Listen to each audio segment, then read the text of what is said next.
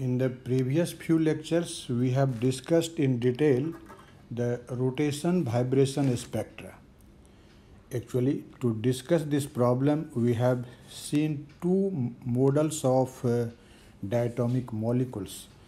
The first model which we have considered was actually the harmonic oscillator model of a diatomic molecule, and the second model was n-harmonic oscillator model.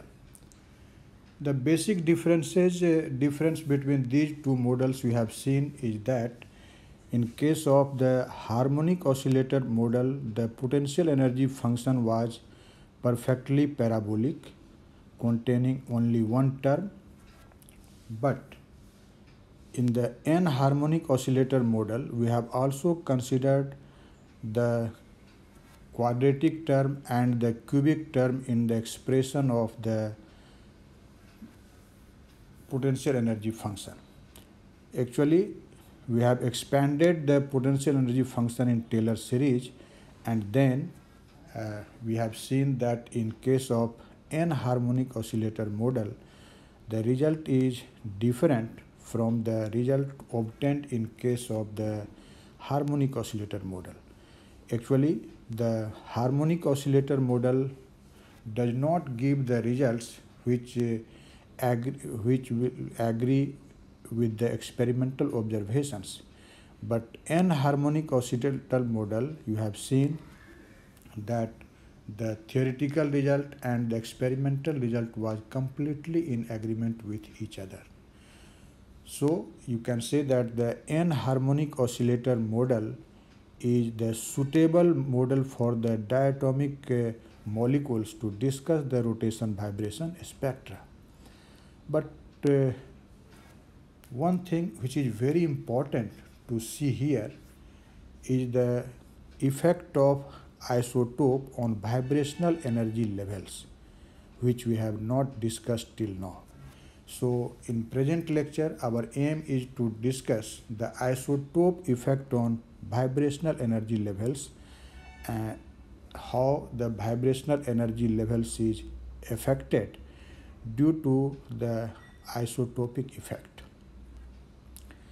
जैसा आप जानते हैं कि कोई भी diatomic molecule अगर एक हार्मोनिक ऑसिलेटर के तरह बिहेव कर रहा है या उस मैनर से ऑसिलेट कर रहा है, तो उस कंडीशन में उस ऑसिलेटर का जो अपना नेचुरल फ्रीक्वेंसी होता है, जिस फ्रीक्वेंसी से हमारा वह मॉलिक्यूल वाइब्रेट करता है, आप जानते हैं कि that frequency omega is given like this. Omega is equal to a square root of k over mu, and in this expression, you know, this k is called force constant and mu is the reduced mass of the molecule, and this reduced mass, you know, is given as m1 m2 divided by m1 plus m2. यहाँ जो m1 है वह पहले atom का मास है, तो m2 दूसरे atom का मास है. ठीक है, अब ध्यान से देखिए, ये जो फोर्स कांस्टेंट के इस एक्सप्रेशन में आता है, एक्चुअली जब आप के का डिटर्मिनेशन करते हैं, के का वैल्यू फाइंड आउट करते हैं, तो के का वैल्यू केवल इलेक्ट्रॉनिक मोशन को ही अंडर अकाउंट ले करके आप फाइंड आउट कर सकते हैं, या दूसरे शब्द में कहा जाए तो इस कांस्टेंट के का जो वैल्यू है वह डिपेंड करता है केवल इलेक्ट्रॉनिक मोशन पर. तो अगर मान लो कि हम डायटोमिक मॉलिक्यूल कंसीडर करते हैं और उस मॉलिक्यूल में जो कोई एटम है उसका दो आइसोटोप है, तो दो आइसोटोप के प्रेजेंस के बावजूद भी इलेक्ट्रॉनिक मोशन में कोई फ़र्क नहीं होगा. दोनों आइसोटोप के लिए जो के का वैल्यू होगा वह सेम ही होगा. जैसे मान लो कि हम बात करते हैं एक डायटोमिक मॉलिक्यूल HCl का. आप जानते हैं कि Cl जो एटम है इसका दो आइसोटोप है, एक है Cl35, तो एक डायटोमिक मॉलिक्यूल होगा HCl35, और दूसरा जो आइसोटोप होता है Cl का, उसका मास नंबर है 37. सो दूसरा डायटोमिक मॉलिक्यूल HCl का होगा HCl37. लेकिन इस दोनों ही मॉलिक्यूल के लिए भले ही इसका आइसोटॉपिक मास डिफरेंट है, लेकिन इलेक्ट्रॉनिक मोशन सेम होने के कारण दोनों के लिए k का वैल्यू सेम ही होगा। मतलब जो k का वैल्यू है HCl35 के लिए, वही k का वैल्यू होगा HCl37 के लिए। So k is not different for the different isotopic mass. लेकिन आप देखिए कि म्यू का जो वैल्यू है reduced mass, that depends on the masses of the two atoms. तो अगर सोचो यहीं पर कि अगर हम सपोज करें कि M1, तो इस एग्जांपल के लिए सोचें तो M1 हाइड्रोजन एटम का मास है जो दोनों केस में सेम होगा। लेकिन M2 अगर Cl का मास है तो Cl का तो दो डिफरेंट मासेज है, एक है 35, दूसरा है 37। तो M2 के डिफर करने के कारण इस दोनों आइसोटोप के लिए जो म्यू का वैल्यू होगा reduced mass, that will be different. बात समझ में आ रही है? वह क्या होगा? डिफरेंट होगा। HCl35 के लिए म्यू का वैल्यू और HCl37 के लिए म्यू का वैल्यू डिफरेंट होगा, क्योंकि Cl जिसको अगर आप M2 कहते हैं, वह एक के केस में अगर 35 है तो दूसरे के केस में 37 है। इसलिए इन जनरल आप कह सकते हैं कि this reduced mass mu depends on the isotopic mass and it is different for different isotopes.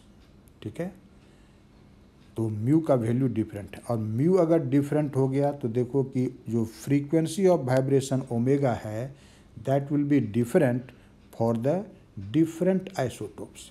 दोनों के लिए अलग अलग मासेज होगा। बात सुन आ रही है? देखिए, आपने जब स्पेक्ट्रा डिस्कस किया था तो एक कांस्टेंट इंट्रोड्यूस किया था, that constant was vibrational constant, और आपने उस वाइब्रेशनल कांस्टेंट को ओमेगा भी सिंबल से डिनोट किया था। साथ ही साथ हम लोगों ने देखा था कि दिस ओमेगा भी इज प्रोपोर्शनल टू ओमेगा, मतलब जो नेचुरल फ्रीक्वेंसी ऑफ वाइब्रेशन है उसका प्रोपोर्शनल होता है या vibrational constant. So if omega भी is proportional to omega, what does it mean? It means अगर हम दो डिफरेंट आइसोटोप के लिए वाइब्रेशनल कांस्टेंट को देखेंगे तो वह वाइब्रेशनल कांस्टेंट अलग अलग होगा। मान लो कि ओमेगा भी वाइब्रेशनल कांस्टेंट है जो लाइटर आइसोटोप है, जैसे अगर HCl का एग्जांपल लें तो ओमेगा भी will be the vibrational constant for HCl35, और जो दूसरा आइसोटोप है 37 वाला, उसके लिए हम सपोज कर लेते हैं कि वाइब्रेशनल कांस्टेंट ओमेगा आई भी है। आई को हमने सुपर स्क्रिप्ट के रूप में लिखा है, जो कि इनफैक्ट दूसरे आइसोटोप को रिप्रेजेंट करता है, हेवियर आइसोटोप को रिप्रेजेंट करता है। ठीक है, तो for the heavier that is, यदि इस प्रॉपर एग्जांपल HCl की बात करें तो this is the vibrational constant for HCl37। उसको हमने सिंबॉलिकली क्या लिखा? ओमेगा आई भी। ओके, अब चूंकि ओमेगा भी ओमेगा का प्रोपोर्शनल है, तो ऐसी स्थिति में तुम क्या कह सकते हो कि ओमेगा आई भी ओवर ओमेगा भी, this will be equal to omega I over omega. लेकिन अभी आपने देखा कि ओमेगा तो square root of k by mu होता है। सो ओमेगा आई क्या होगा? Square root of k over mu I. ध्यान से देखो, यहाँ म्यू आई रेड्यूस्ड मास है हेवियर आइसोटोप वाले मॉलिक्यूल का। ठीक है, और ओमेगा के जगह पर लिख देंगे square root of k by mu. Now k is same, so those will cancel out and your result will be what? Result will be omega आई भी ओवर ओमेगा भी equal to square root of म्यू by mu I. ध्यान से देखिए, अब इस square root of mu over mu I को हमने सपोज कर लिया कि यह रो के बराबर है। बात समझे? लेकिन ध्यान दीजिए कि म्यू आई ये रेड्यूस्ड मास है हेवियर आइसोटोप के लिए। तो हेवियर का मतलब यह है कि उसका जो आइसोटोपिक मास है वह लार्जर है, उसका रेड्यूस्ड मास भी लार्जर ही होगा। So in fact this mu I is greater than mu, and if mu I is greater than mu और तुम म्यू आई से डिवाइड कर रहे हो म्यू को, तो definitely there will be a number which will be less than 1। उसका square root भी लेंगे तो 1 से लेस होगा। So this number mu is just less than 1, या 1 से लेस होता है। तो ऐसी स्थिति में आप कह सकते हैं कि ये जो ओमेगा भी आई ओवर ओमेगा भी है which is equal to rho that is less than 1। So omega I v divided by omega भी इज लेस देन 1, लेकिन हम लोगों ने इस रेशियो को रो माना। इट मीन्स दिस क्वांटिटी और this number rho is smaller than 1। ठीक है, अब देखिए, अब इस आइसोटोप इफेक्ट क्या होगा वाइब्रेशनल एनर्जी लेवल पर, अब हम सेपरेटली इसको डिस्कस करेंगे for harmonic oscillator model of the molecule and for the anharmonic oscillator model. क्योंकि आपने तो 2 मॉडल पढ़ा है, तो दोनों मॉडल के को कंसीडर करते हुए सेपरेटली हम लोग इस आइसोटोप इफेक्ट को डिस्कस करेंगे। तो चलिए फर्स्ट ऑफ ऑल हम कंसीडर करते हैं harmonic oscillator model of the diatomic molecule. ठीक है, आपने सीखा था कि if we consider that the molecule just behaves like a harmonic oscillator, in that condition the term values या वाइब्रेशनल टर्म वैल्यू जो एनर्जी लेवल के कॉरस्पॉन्डिंग होता है वह क्या होता है, ये आप पिछले क्लासेज में ऑलरेडी पढ़ चुके हैं। ठीक है, आप जानते हैं कि vibrational term value in case of harmonic oscillator model की अगर हम बात करें तो that is given by G of v equal to v plus half times omega v. याद है? Definitely you can remember it because you have studied this thing in very detail in the previous lecture। याद है कि नहीं? यहाँ जी of भी क्या है, तो जो Vth लेवल है वाइब्रेशनल लेवल उसके कॉरस्पॉन्डिंग टर्म वैल्यू है, या कहो कि वेव नंबर है। Term value energy expressed in wave number ही होता है।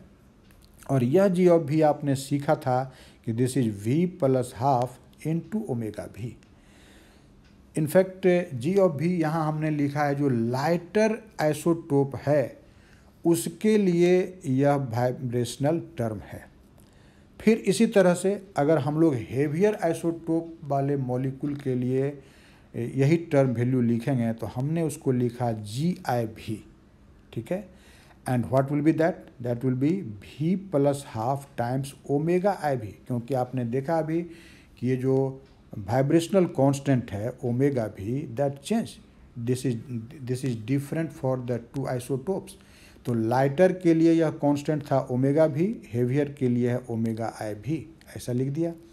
लेकिन अभी आपने पढ़ा है कि ये जो ओमेगा भी आई ओवर ओमेगा भी है ये इक्वल है रो के, है कि नहीं? अभी आपने तुरंत देखा है। सो ओमेगा आई भी किसके बराबर होगा? This will be rho into omega v के। ठीक है, तो ओमेगा आई भी को रिप्लेस कर दिया गया रो इनटू ओमेगा भी से। तो क्या देख रहे हैं कि जो वाइब्रेशनल टर्म है फॉर द लाइटर आइसोटोप वह है जी ऑफ भी that is equal to v plus half times omega भी, और हेवियर आइसोटोप के लिए वाइब्रेशनल टर्म जबकि क्वांटम नंबर भी उसके लिए भी सेम है, भी ही है, लेकिन वाइब्रेशनल टर्म बदल गया। इसका मतलब एनर्जी लेवल बदल गया। यही सोचो कि क्वांटम नंबर भी that is vibrational quantum number same ही है, लेकिन दोनों आइसोटोपिक मॉलिक्यूल के लिए जो एनर्जी लेवल है वह डिफरेंट है, क्योंकि लाइटर के लिए वह एनर्जी लेवल के कॉरस्पॉन्डिंग टर्म वैल्यू है भी प्लस हाफ इंटू ओमेगा भी, और हेवियर के लिए है भी प्लस हाफ इंटू ओमेगा भी टाइम्स रो। ओके, अब जी, तो ऐसी स्थिति में अगर कहें कि इस आइसोटोप इफेक्ट के कारण वाइब्रेशनल लेवल में शिफ्ट कितना हुआ, जैसे मान लो कि जो ये तुम्हारा वाइब्रेशनल लेवल है Vth लेवल के लिए, किसके लिए? तो जो हमारा लाइटर मॉलिक्यूल है, और यह Vth लेवल के लिए ही वाइब्रेशनल लेवल है जो हेवियर है। ये है फॉर लाइटर और ये है फॉर हेवियर। तो क्या दोनों का लेवल सेम है? आप वैल्यू से देखते हैं डिफरेंट है। तो तो what is the shift, what is the difference between these two energy levels in terms of wave number? तो सिंपल सी बात है, हम लोग क्या करेंगे, जी आई ऑफ वी में से जी ऑफ वी को सब्ट्रैक्ट कर देंगे, तब आपको यह शिफ्ट जो हम इस एरो हेड से दिखा रहे हैं वह मालूम हो जाएगा।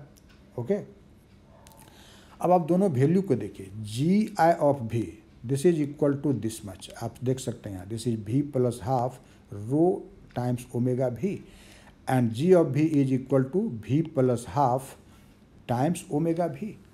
तो जब आप सब्ट्रैक्ट करेंगे जी आई ऑफ वी में से जी ऑफ वी को, इसका मतलब आप इससे इसको सब्ट्रैक्ट करेंगे तो V plus half omega V common आ जाएगा, इसको कॉमन ले लिया, और जी आई ऑफ वी में बच क्या गया, सिर्फ रो, और जी ऑफ वी में बच गया सिर्फ 1। So this difference G I of v minus G of we is simply equal to we plus half times omega v into rho minus 1। अब आप देखिए, रो अभी आपने देखा कि this is a number which is smaller than 1, so rho minus 1 will be negative, नहीं, और अगर यह नेगेटिव होगा इसका मतलब ये जो आपने LHS में लिखा है shift, that will be less than 0 और negative. So G I of v minus G of we this is less than 0, या कहिए कि यह नेगेटिव है। अगर यह लेस देन 0 है या नेगेटिव है, इसका मीनिंग क्या हुआ कि definitely this G I of we is smaller than G of v, नहीं। तो ऐसी स्थिति में जो जी ऑफ वी लेवल है वह स्लाइटली लोअर है जी ऑफ वी से, इसलिए यह रिजल्ट बताता है कि आपको हमने यहाँ मेंशन किया है कि the vibrational levels of the heavier isotope are lower, आप वह नीचे है, corresponding to the levels of the lighter isotope. Lighter isotope के लेवल के तुलना में जो हेवियर आइसोटोप का लेवल है, वाइब्रेशनल लेवल, वह लोअर है, नीचे है, ठीक है। साथ ही साथ आप यह भी देखते हैं कि जो जैसे जैसे भी का वैल्यू बढ़ता चला जाता है वैसे वैसे उस दोनों का जो शिफ्ट है उसका वैल्यू भी इनफैक्ट बढ़ता चला जाता है। आप इस फिगर से इस बात को देख सकते हैं। यहाँ पर अगर हम v इक्वल टू 0 का, यहाँ हमने v को नोट किया है और ये जो हॉरिजेंटल लाइंस है यह वाइब्रेशनल एनर्जी लेवल को रिप्रेजेंट कर रहा है।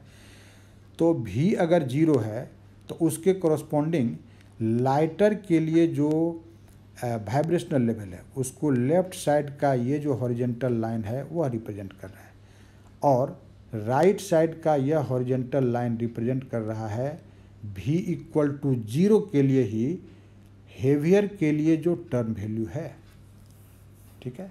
आप देख सकते हैं कि जो जी ऑफ वी का लेवल है वह स्लाइटली लेस है जी ऑफ वी के लेवल से, और जैसे जैसे वी का वैल्यू इंक्रीज करता गया ये जो डिफरेंस है उसके बीच का वह डिफरेंस बढ़ता चला गया है। यहाँ पर यह डिफरेंस देखो, जब V3 है इतना के बराबर है जो हम इस एरो हेड से दिखा रहे हैं, जबकि जब यह V2 है तब यह डिफरेंस आप देखिए इस एरो हेड से दिखाया, तो यह जो विड्थ सेकंड वाला दिखाया वह पहले वाले से कम है। इसका मतलब जो शिफ्ट है वह V के लार्जर होने पर ज़्यादा होता है, ठीक है। तो क्या देखा आपने कि जब आपने मॉलिक्यूल का हार्मोनिक ऑसिलेटर मॉडल माना तो जो दो आइसोटोप अगर हमारे मॉलिक्यूल का है तो दोनों के लिए सेम ही वाइब्रेशनल क्वांटम नंबर V के लिए vibrational energy level same level नहीं होता है, बल्कि लाइटर के लिए एनर्जी लेवल हायर है और जो हेवियर आइसोटोप वाला मॉलिक्यूल है उसका एनर्जी लेवल उसके कंपैरिजन में स्लाइटली लोअर है। Okay, so this is the isotopic effect on the vibrational energy level of a diatomic molecule when you consider that your molecule just behaves like a harmonic oscillator, ठीक है। लेकिन हम लोगों ने तो diatomic molecule का दो मॉडल पढ़ा था, हार्मोनिक ऑसिलेटर मॉडल और anharmonic oscillator model. Harmonic oscillator model पर आइसोटोप का क्या इफ़ेक्ट होगा उसके वाइब्रेशनल एनर्जी लेवल पर, ये आपने डिस्कस कर लिया। अब चलिए देखते हैं कि if we consider that our molecule is behaving just like an n-harmonic oscillator. In that condition, how the vibrational energy levels will be affected due to the isotopic effect. Now we will see it. करना वही है, इस case में जो term value आया होगा या पिछले क्लास में पढ़े हैं उसको कंसिडर करते हुए फिर हम जी ऑफ भी का कैलकुलेशन लाइटर आइसोटोप और हेवियर आइसोटोप वाले मॉलिक्यूल दोनों के लिए करेंगे और फिर आप देखेंगे कि रिजल्ट ऑलमोस्ट सेम ही आएगा, भले ही वैल्यू में डिफरेंस होगा लेकिन रिजल्ट विल बी सेम। ठीक है, तो अगर आप anharmonic oscillator model molecule का कंसिडर करते हैं तो उस समय वाइब्रेशनल टर्म क्या होता है यह आपने पिछले क्लासेज में पढ़ा है, इसको याद रखते हुए यहाँ डायरेक्ट लिखेंगे। ध्यान से देखिए, in case of n-harmonic oscillator model, you have seen that the vibrational term G of V, this is given as omega V times V plus half minus alpha omega V times V plus half whole square। याद है, यहाँ फिर omega v तो vibrational constant है, alpha को हम लोग vibrational parameter कहते हैं। ओके, और ये जब आपने लिखा जी ऑफ भी, इसका मतलब फिर हम बात कर रहे हैं कि जो हमारा लाइटर आइसोटोप वाला मॉलिक्यूल है उसके लिए यह वाइब्रेशनल टर्म है। फिर इसी तरह से अगर आप हेवियर आइसोटोप वाले मॉलिक्यूल के लिए वाइब्रेशनल टर्म लिखेंगे that is G I of v, i superscript से हेवियर को रिप्रेजेंट करते हैं, याद करो। देन व्हाट विल हैपन, आपने देखा है कि इस केस में जो वाइब्रेशनल कांस्टेंट है वह बदल जाता है और वाइब्रेशनल कांस्टेंट को हमने ओमेगा भी जो नया जो हेवियर के लिए हो जाता है वाइब्रेशनल कांस्टेंट वह रो टाइम्स ऑफ ओमेगा भी होता है। ये आप ऑलरेडी देख चुके हैं। यहाँ पर देखिए कि ये जो ओमेगा आई भी है that is actually equal to rho into omega v. तो इस केस में जहाँ ओमेगा भी है उसके जगह पर रो इनटू ओमेगा भी पुट कर देंगे। Okay, and so this will be rho omega भी इनटू भी plus half and minus second term में there will be rho square alpha omega भी टाइम्स भी प्लस हाफ होल स्क्वायर। केवल expression बदल गया। ये जो सेकेंड टर्म है ये आ जाता है in case of anharmonic oscillator model. Actually यहाँ जो रो इनटू ओमेगा भी है ये आपने ओमेगा आई ऑफ भी जो वाइब्रेशनल कांस्टेंट होगा हेवियर वाले के लिए उसके जगह पर लिखा रो इनटू ओमेगा भी, और फिर सेकेंड टर्म में जो आता है एल्फा ओमेगा भी तो हेवियर केस में लिखेंगे एल्फा आई ओमेगा आई भी लिखेंगे कि नहीं, और इसी को आपने लिखा है रो स्क्वायर एल्फा ओमेगा भी।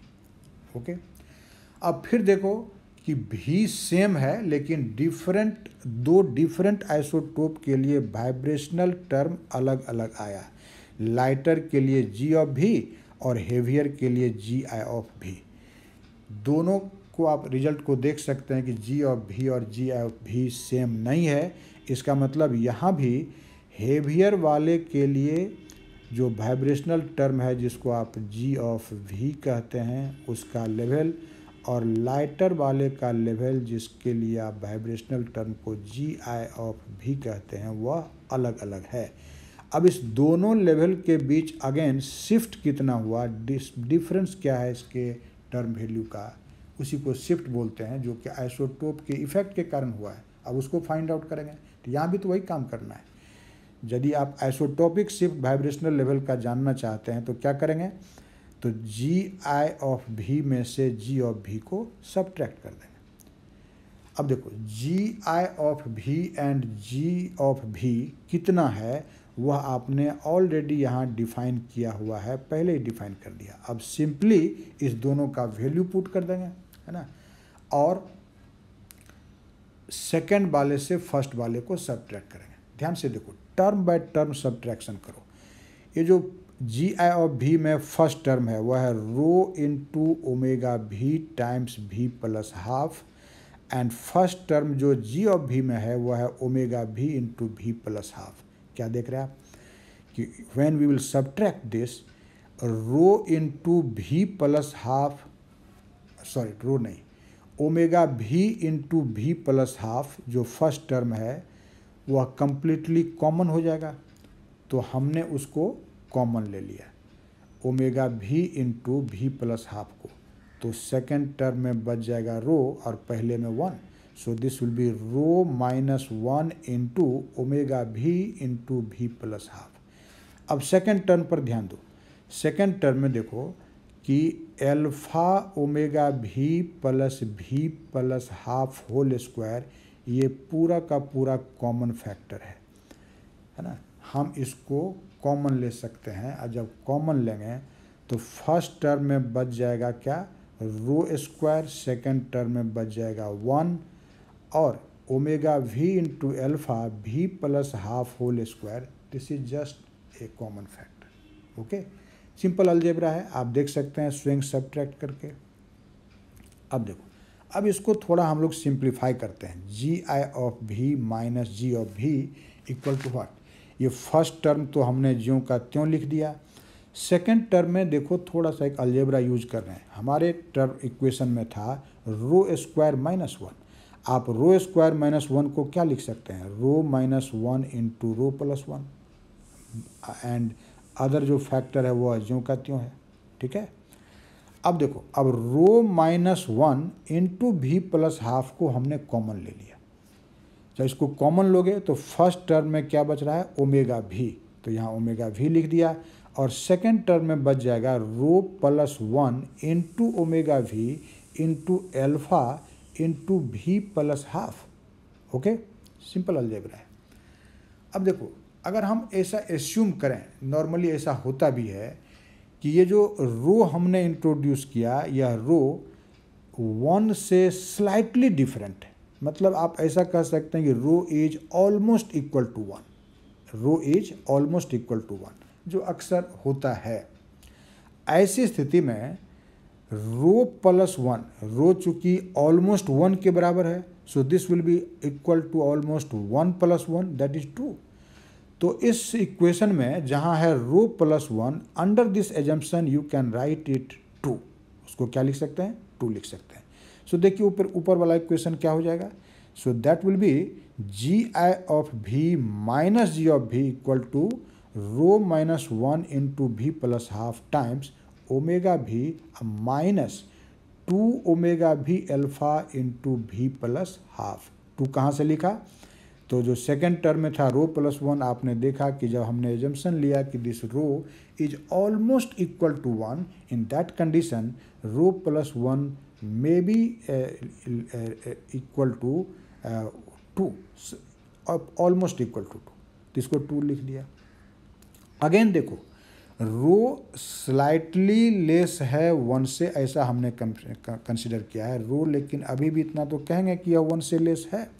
अगर यह 1 से लेस है तो रो माइनस 1 नेगेटिव होगा, जिसका रिजल्ट होगा कि पूरा का पूरा RHS नेगेटिव हो जाएगा, नहीं। और अगर ये नेगेटिव है, इसका मतलब जी आई of v minus G of भी अगर नेगेटिव है, इसका मतलब जी आई ऑफ भी जी ऑफ भी से स्मॉलर है। और इसलिए यहाँ भी आप देख रहे हैं कि जो लाइटर आइसोटोप वाला मॉलिक्यूल होगा उसका वाइब्रेशनल टर्म जो जिसको आप जी ऑफ भी कहते हैं, और हेवियर वाले का वाइब्रेशनल टर्म जिसको आप जी आई ऑफ भी कहते हैं, ये दोनों सेम लेवल में नहीं है, बल्कि जी आई ऑफ भी जी ऑफ भी से लेस है, मतलब लोअर है। इस डायरेक्शन में एक्चुअली भी आपका इंक्रीज करेगा, लेकिन इस दोनों के लिए भी सेम ही है, लेकिन लेवल में फ़र्क है। जो हेवियर आइसोटोप वाला मॉलिक्यूल है उसका टर्म वैल्यू स्मॉलर है, इसलिए वह एनर्जी लेवल लोअर है with respect to the vibrational energy level of the lighter molecule, नहीं। जो चीज़ हमने यहाँ मेंशन किया है कि the vibrational levels of the heavier isotope are lower than those of the lighter. Okay, तो सेम ही इफेक्ट हुआ, चाहे तुम हार्मोनिक ऑसिलेटर मॉडल लो या एन हार्मोनिक ऑसिलेटर मॉडल लो, isotopic effect is same. Although shift जो होगा कितना से यह डिफर करता है दोनों एनर्जी लेवल, इसमें फ़र्क है। जो जी आई of v minus G of भी के लिए एक्सप्रेशन आया इस एन हार्मोनिक मॉडल के केस में, उसको तुम RHS को देखो, इक्वेशन 3 के RHS को, वह सेम नहीं है जैसा कि हार्मोनिक ऑसिलेटर मॉडल के केस में आया था। उस केस में अगर देखें तो यह वैल्यू इक्वेशन 2 में डिफाइंड है, तो वैल्यू में डिफरेंस है, लेकिन जो कंक्लूजन है उसमें फ़र्क नहीं है कि दोनों केस में देखते हैं कि जो सेम भी के लिए जो लाइटर आइसोटोपिक मॉलिक्यूल है उसका एनर्जी लेवल हायर है with respect to the heavier, although the shift in vibrational energy level in both cases are different। ठीक है, अब देखिए, अब सिर्फ वाइब्रेशनल एनर्जी लेवल पर ही आइसोटोपिक इफेक्ट नहीं होता, केवल उसी के कारण वाइब्रेशनल लेवल शिफ्ट नहीं करता है, बल्कि इसका परिणाम यह होता है कि जो बैंड बनता है, जो आपका रोटेशन वाइब्रेशन बैंड है, वह बैंड भी एक्चुअली शिफ्टेड होता है। अगर आप दो डिफरेंट आइसोटोप प्रेजेंट है हमारे मॉलिक्यूल में, तो दोनों के लिए सेम क्वांटम नंबर भी के लिए जो वाइब्रेशनल बैंड बनेगा वह उसका वेव नंबर अलग अलग होगा। So there will be also a shift in the vibrational bands, उसमें भी शिफ्ट होगा। अब हम वाइब्रेशनल बैंड में क्या शिफ्ट होगा, अब उसको कैलकुलेट करने जा रहे हैं। ठीक है, और इसमें हम केवल हार्मोनिक ऑसिलेटर मॉडल वाला जो रिजल्ट है केवल उसी को लेके इस फैक्ट को डिस्कस करना चाहते हैं। मतलब बैंड शिफ्ट हम निकालने जा रहे हैं, लेकिन केवल किसके लिए, तो केवल हार्मोनिक ऑसिलेटर मॉडल वाला जो रिजल्ट है उसके आधार पर। एन हार्मोनिक को हमने कंसीडर नहीं किया है। ध्यान से देखिए, अगर मान लीजिए कि हमारा जो बैंड था, ये मान लो कि तुम्हारा वाइब्रेशनल बैंड है, जो इस पर सपोज करो कि हम वेव नंबर न्यू बार को नोट कर रहे हैं, और ये हमारा फंडामेंटल वाइब्रेशनल बैंड है जब हार्मोनिक ऑसिलेटर मॉडल मानते हैं तब। उस किस मॉलिक्यूल के लिए, तो लाइटर के लिए। किसके लिए, लाइटर के लिए यह बैंड है। ठीक है, अब इसी बैंड का वेव नंबर हेवियर आइसोटोप में क्या होगा यह फाइंड आउट करेंगे। अभी आप देखेंगे कैलकुलेशन से कि हेवियर आइसोटोप वाले मॉलिक्यूल के लिए जब हम वेव नंबर फाइंड आउट करेंगे तो वह वेव नंबर लाइटर वाले के वेव नंबर से कम आएगा। जैसे यही चीज़ यहाँ बनेगा। इसका क्या मतलब हुआ कि जो बैंड है that also get shifted, band का भी शिफ्ट होता है। नहीं, ये आपका हेवियर के लिए वही फंडामेंटल बैंड है, ऐसा सोचो। अब ये शिफ्ट कितना के बराबर होगा, तो अगर तुम लाइटर के लिए मान लेते हो कि इसका जो वेव नंबर है वह है न्यू बार, और हेवियर के लिए मान लेते हैं कि उसका जो वेव नंबर है वह है न्यू बार आई, तो ऐसी स्थिति में न्यू बार आई में से न्यू बार को सब्ट्रैक्ट कर देंगे तब हमको शिफ्ट मिलेगा बैंड का। So shift in band in terms of wave number delta nu bar will be what, this will be nu bar i minus nu bar. अब देखो, अब ये जो न्यू बार है वेव नंबर, यह होता कितना के बराबर है ये आप जानते हैं। अगर आप मान लेते हैं कि दो वाइब्रेशनल एनर्जी लेवल है, हायर के लिए वाइब्रेशनल क्वांटम नंबर भी प्राइम है और लोअर के लिए भी डबल प्राइम है, ऐसी स्थिति में जब ट्रांजिशन इस दोनों के बीच होता है तब जो वेव नंबर इमिटेड होगा उसका वैल्यू आप कैसे निकालते हैं, तो G I of v prime minus G I of v double prime, ये लिखा है न्यू बार आई का वैल्यू, और न्यू बार लाइटर वाले के लिए लिखेंगे जी of v prime minus G of v double prime. अब थोड़ा सा इसको सिंप्लीफाई करो, हम यहाँ लिख लेते हैं G I of v prime और सेकंड ब्रैकेट के भीतर का पहला टर्म ले लेते हैं G of v prime, so minus G of v prime, फिर माइनस कॉमन ले लिया। अब फर्स्ट ब्रैकेट के भीतर जो है G I of v double prime उसको लिख लिया एंड माइनस हो जाएगा G of v double prime. Okay, लेकिन आप सीख चुके हैं, अभी तुरंत आपने देखा है कि अगर हम हार्मोनिक ऑसिलेटर मॉडल कंसिडर करें तब ये जो शिफ्ट है G I of v prime minus G of v prime, what will be that? Harmonic oscillator model में अभी तुरंत आपने देखा था कि वह होता है रो इंटू ओमेगा भी प्राइम प्लस हाफ, ये जी आई ऑफ भी प्राइम का वैल्यू लिखा, भी को रिप्लेस कर दिया भी प्राइम से, और जी ऑफ भी प्राइम का वैल्यू रखेंगे तो सिर्फ होगा ओमेगा भी इंटू भी प्राइम प्लस हाफ। देखें कि नहीं? अभी देखा। ठीक इसी तरह से जी आई ऑफ भी डबल प्राइम और जी ऑफ भी डबल प्राइम दोनों का वैल्यू रखेंगे। आपने हार्मोनिक ऑसिलेटर मॉडल, ध्यान रखो हार्मोनिक ऑसिलेटर मॉडल केस में तो आपने देखा है कि जी आई ऑफ भी डबल प्राइम ये बराबर होता है रो इंटू ओमेगा भी टाइम्स भी डबल प्राइम प्लस हाफ, यहाँ पे भी को भी डबल प्राइम से रिप्लेस किया गया, और जी of v double prime lighter के लिए this will be omega v into भी डबल प्राइम प्लस हाफ। अब इसको सिंप्लीफाई करना है।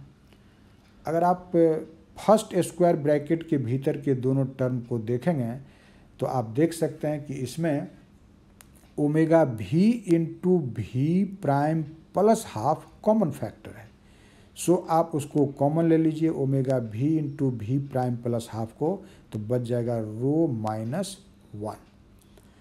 और सेकेंड टर्म में फिर इसी तरह से आप देखते हैं कि ओमेगा भी इंटू भी डबल प्राइम प्लस हाफ फिर कॉमन फैक्टर है, उसको भी कॉमन ले लिया और बच जाएगा रो माइनस 1, नहीं रो माइनस 1। अब देखिए रो माइनस 1 इंटू ओमेगा भी, अब इस दोनों ही टर्म में कॉमन फैक्टर है तो rho minus one into omega भी को कॉमन ले लिया तो रिमेनिंग टर्म क्या बच जाएगा भी प्राइम प्लस हाफ माइनस भी डबल प्राइम प्लस हाफ, तो हाफ तो कैंसिल हो जाएगा तो रिजल्ट बचा भी प्राइम माइनस भी double prime. This is actually the shift of A band, ये बैंड का शिफ्ट है। ये अगर तुम बात करते हो हार्मोनिक ऑसिलेटर मॉडल का तो हार्मोनिक ऑसिलेटर मॉडल के हिसाब से तो एक ही बैंड आपके रोटेशन वाइब्रेशन स्पेक्ट्रा में प्रेजेंट है, that is called fundamental band. तो सोचो कि फंडामेंटल बैंड का जो वेव नंबर होगा लाइटर वाले आइसोटोप के केस में, उससे जो अभी आपने यह वैल्यू निकाला है रो इंटू ओमेगा भी टाइम्स भी प्राइम माइनस भी डबल प्राइम, इतना से शिफ्टेड होगा जो हेवियर के लिए आइसोटोप, जो इस फिगर में हम दिखा रहे हैं। लेकिन आप जानते हैं कि अगर हम फंडामेंटल बैंड की बात करें तो यह जो भी डबल प्राइम है that is lower energy level, वह होता है 0 और भी प्राइम होता है 1, क्योंकि 0 और 1 के बीच ही ट्रांजिशन होता है, उससे फंडामेंटल बैंड मिलता है।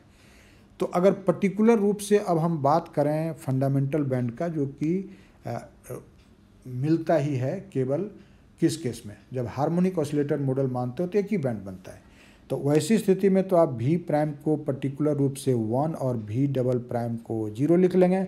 Then what will be the value of delta nu bar, this will be rho minus 1 into omega v. ये पर्टिकुलर रूप से हम फंडामेंटल बैंड की बात कर रहे हैं। तो क्या देख रहे हैं आप कि दो आइसोटोप है, उसके लिए जो फंडामेंटल बैंड है उसका वेव नंबर सेम नहीं है, बल्कि दोनों के बीच वेव नंबर का डिफरेंस है। कितने का डिफरेंस है? रो माइनस 1 इंटू ओमेगा भी। इसका मतलब फंडामेंटल बैंड शिफ्टेड हो जाता है, जो लाइटर के लिए है और हेवियर के लिए उससे कम है। कम क्यों? रो माइनस 1 फिर नेगेटिव, तो ये जो शिफ्ट है वह फिर नेगेटिव आ रहा है। नेगेटिव आने का मतलब हुआ कि जो वेव नंबर है हेवियर आइसोटोप वाले मॉलिक्यूल का वह लेस है, किससे? लाइटर से। जैसे आप पर्टिकुलर एग्जांपल फीचर में ही बताया था HCl का ले लें, तो HCl के रोटेशन वाइब्रेशन स्पेक्ट्रा में 2 फंडामेंटल बैंड होगा, एक नहीं होगा। एक Cl5 के लिए फंडामेंटल बैंड जो आप फिगर में देखिए, जिसका वेव नंबर हम लोग क्या लिखेंगे, इसको लिखेंगे न्यू बार, और दूसरा Cl37 वाले के लिए इसको लिखेंगे न्यू बार आई। और यही आप देखिए कि दोनों के बीच का शिफ्ट है, जो शिफ्ट इतना के बराबर है जो आपने यहाँ पर लिखा है, ρ-1 इंटू ओमेगा भी के बराबर। ठीक है, तो इस तरह से HCl का एक एग्जाम्पल लेकर के इस बात को आप देख सकते हैं, और आप कह सकते हैं कि इन IR spectrum, infrared spectrum of HCl, each band is in fact A double band. जिसको अभी तक आप कहते थे कि एक बैंड मिलता है, आप क्या देखते हैं कि वास्तव में डबलिंग इफेक्ट होता है बैंड पर। एक बैंड नहीं बल्कि 2 बैंड बनता है, या कहो कि एक सिंगल बैंड कन्वर्ट हो जाता है डबल बैंड में। और अगर HCl का प्रॉपर उदाहरण लें तो एक बैंड हो जाएगा HCl35 के लिए, दूसरा हो जाएगा HCl37 के लिए। और जो HCl37 है, हेवियर वाला आइसोटोप है, उसका जो बैंड है वह स्मॉल अमाउंट से, जो आप देख रहे हैं कि ये शिफ्ट हम यहाँ एरो हेड से दिखा रहे हैं, इतना से शिफ्टेड है toward the shorter wave number side, मतलब इसका वेव नंबर कम है। तो इस तरह से आपने आइसोटोप का इफ़ेक्ट देखा, डायटोमिक मॉलिक्यूल का जो वाइब्रेशनल एनर्जी लेवल है उस पर, हार्मोनिक ऑसिलेटर मॉडल पोटेंशियल मान करके भी और anharmonic oscillator model potential मान करके भी। साथ ही साथ ये भी देखा कि वास्तव में कोई जो बैंड होगा, वाइब्रेशनल बैंड, वह डबल्ड हो जाएगा।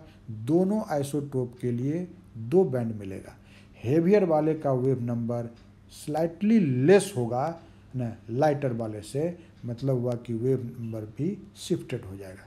So there will be also a band shift भी होता है।